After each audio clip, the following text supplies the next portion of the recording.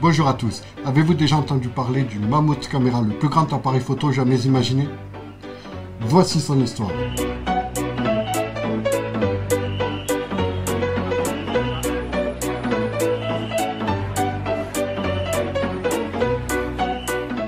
C'est en 1899 que la société ferroviaire Chicago and Dalton Railroad inaugure un train aux allures exceptionnelles entre Chicago et Saint-Louis.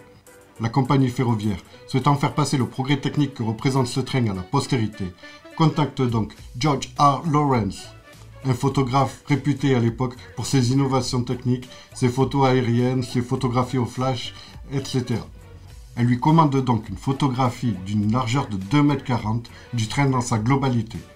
La photographie jusqu'alors impossible est notre spécialité, disait son slogan. Il n'y avait pas mieux pour réaliser une photographie hors norme.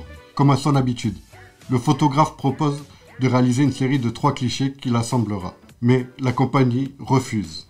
Lawrence se lance donc avec J. A. Anderson dans la fabrication d'un appareil photo hors norme.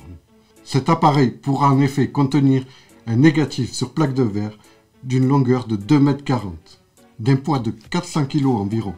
Il faudra environ 15 personnes pour installer et mettre en place l'appareil photo.